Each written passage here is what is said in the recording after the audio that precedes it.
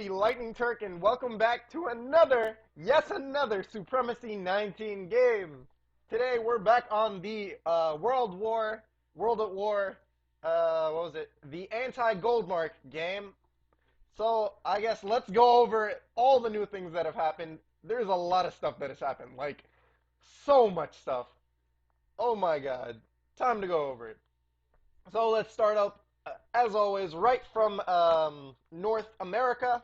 And as you can see here, the Canadians and the British Canadians, well, I think the British Canadians have just given up on taking Baffin back. But mainly the Canadians are working on taking down Baffin. The British Canadians have not moved. Have really not moved. Like, they haven't even taken the provinces back. So Canada is doing everything that's in its power to take down the Baffinians, and it's taken the homeland and it's hit Injukjuak. Yeah, totally. I totally pronounced that right. Anyways, that, and surprisingly enough, Spain has entered North America by taking down the Newfoundlandic AI in the region. Moving further south, we can see that the United Latin American nations have changed their names and have become communist. Zukov. However, this doesn't change the fact that their territories have been invaded by the Chilean Piratini Alliance. I'm just going to call it the Chilean-Brazilian Alliance. And yes, the Brazilians and the Chileans have completely crushed United Latin American forces in South America and are moving up Central America through Panama, as well as a Mexican offensive, actually, against the United Latin American nations, which is going pretty sort of successfully, with the Mexicans taking Chiapas. And the Confederated have not moved. However, they have lost their offensive. However, they have lost their offensive on the province of Nassau, that is now Caribbean once more, against the Confederates. You know, that thing. Don't mind me. Moving to Africa, we can see that a lot has happened. Yet again, the South Africans and the French Madagascarians, yeah, Madagascans, there we go. Those two have allied together and have completely crushed Abyssinia, well, nearly crushed Abyssinia. They're about one province away from its capital, and they will most likely take that and lower that morale immensely. While the Sudanese, after having split the territories of Egypt, have went south and continue their offensive on Cameroon, slowly taking province by province at a time. They're fighting over Bulai and Leopoldville at the moment.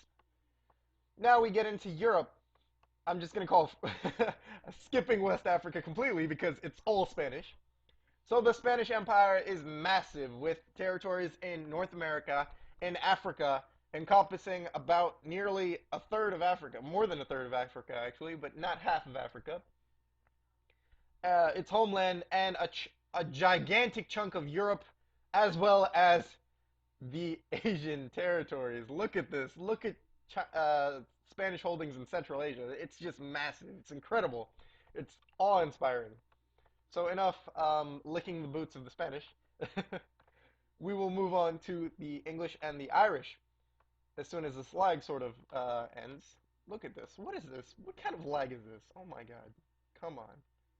Alright. Great. Not again. So yeah, British Japan, as you can see. There we go. So, the Irish had taken these provinces. The French had managed to take Finland in the last episode, I think. We were beyond that. And as you can see, there used to be a communist Russia here. Not anymore. The British, French, and Spanish... No, actually not Spanish. The British and French alliance has completely decimated the communist Russians, as most of their troops were in Central Asia fighting off the Kazakhstani and Indo-Chinese advance.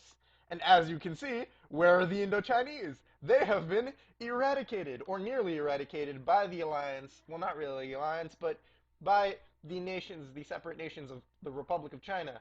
Just the Republic of China. Australia, in response to this offensive by the Republic of China and the unnecessary aggression, has chosen to invade um, the Republic of China. So basically, it's all out warfare here as the Australians are fighting the Chinese. The Spanish had taken down they've taken down most of the Siberians and are also going for the Chinese. And the Indo-Chinese leftovers are still going for the Chinese. So basically, everyone around here is fighting the Chinese and sort of fighting each other at the same time. Very fun, very interesting, and very fun. And there's even French territory. Yeah, the French are even here. Is this France? This is also France. Yeah, this isn't Siberia anymore. It's just Franco-Spanish alliance is just going wonderfully with the Spanish taking most of the land and the French taking little scout provinces here and there to be able to keep their troops from losing morale while moving towards the east or the far east. Let's see. There hasn't been any change, well, much change in the Russian Turkestanis.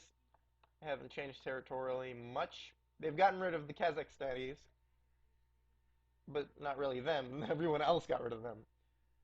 Let's see. Moving further south, we can see. Oh God, I didn't mean to do that. Sorry, sorry, sorry. Let's not with that. I thought I turned off armies. Huh, I turned off armies. That's weird. Sorry about that, Australia, Aussie. Those aren't my spies, just letting you know.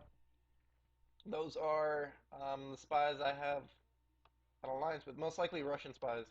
The remainder of Soviet spies, because that's the only other guy I have share a map with. So yeah, that's basically the ups and downs of the region. Let's see. I'm skipping myself because we really didn't do anything in this short amount of time. We just focused continually on preparations for our invasion on glitch nations. Okay, there we go. We prepared for our invasion of Arabia, and we have continued. We have around nearly 10, let's see, nearly 10 ships able to bomb the coastlines of Arabia. I'm thinking enough ships to bomb the coastlines while their inner troops are crippled by my armies, which are amassing in the provinces around it, as well as around my defensive positions, because absolute defense is absolute offense. No offense is the best defense. Anyways, there isn't really much. However, I had jokingly stated, in fact, I had misstated that I thought Indochina was going to die very quickly. I had actually meant, what I meant. I'd meant someone else. I had meant Russian Kazakhstan. There we go. I. Oh, no, no, no. It wasn't Russian Kazakhstan. I didn't know that Indochina was the game admin.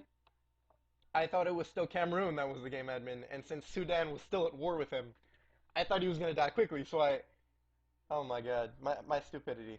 Sorry about that, but I guess it came true. What I said came true, and I'm sort of afraid that whatever I say now might come true. So I'm thinking I will survive without dying. Hopefully.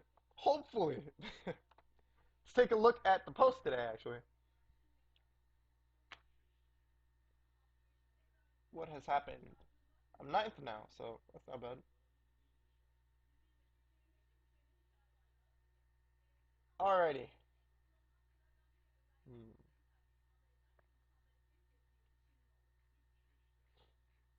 I think that's it here. Five posts.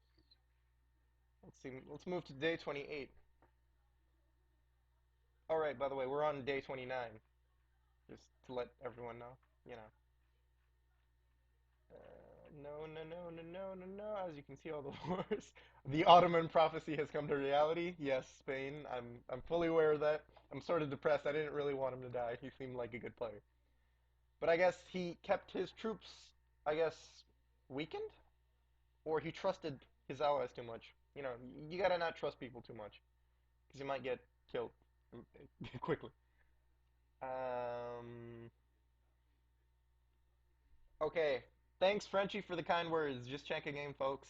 My, what a difference a few days made. Now that I am gone, it was true. I never cheated. I hope to play another game like this with you all. Can someone do one and send me an invite? No GM and bugs, wolf packing, etc. Good game to you too, Communist Russia. Vladimir Lenin. Let's see who you are. Potty. It was a great game. You did what you could, but games are games. You win some, you lose some. Tombola. Who's this? Wonder who this is. Hmm, that's weird. I'm a bit confused. Every time I check the Daily European, it shows me that I have about half the players have high command. I suppose it's most of the said members neither pay for it or are moderators, etc., and just want it in the support our troops tombola. Am I wrong? However, from my own experience, I can surely say that it's just impossible. I mean, from the beginning of the round, that's almost a month. Only 5 times I won something else than a single blueprint. I had a jackpot 3 or 4 months ago last time. How are you doing? Sounds interesting with jackpot. I have never won a jackpot. Anon is the first I've heard of winning. What did you win? They changed it with some patch. Let's see. Everybody wins jackpots. 400 blueprints. Oh my god.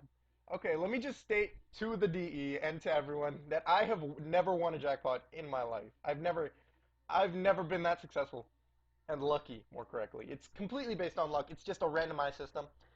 And the reason I have high command at the moment is because I am a moderator for the English server. So, that just gives you auto high command. And it doesn't really make a difference. It doesn't make much of a difference. It's just personal preference. Although I do like being able to make troops afterwards and moving my armies with set points. But I don't really do that unless it's a roleplay game or something else. So that's basically it for high command. I haven't been lucky either, Britain. Don't worry about it. At least you've won like once a month. I've never, absolutely never won. And I joined in November of 2014. It's been like almost a year, and I haven't won jackpot once. Of course, I've won blueprints like one or three blue. I think it's either one blueprint or three blueprints you can win because I've done that. And then once you do land on high command, it's not really much of a high command victory. It's only 2 days of high command, so it's good. But eh. And basically, that's the gist of everything that's gone on. The who are these guys? The Russian Arch Archangelisk. There we go. The Russian AI in the north has actually taken Perm. And I highly doubt they're at war with anyone. I think it's just they're through rebellion, which is most likely the case. Actually, it's not the case. They are at war with the Union of Indochina. They are at war with Norway, and they are at war with Spain. That's three more than I am at war with. Yeah, my little peaceful little empire is going lovely. Everyone's killing each other. I guess once all the AIs in unimportant nations are dead, they'll kill me too, and I'm perfectly fine with that. Let me just be able to make posts till a certain extent. So yeah, great game, everyone. I wish you the best of luck, and I wish our Fallen a great day and a good game. See y'all later.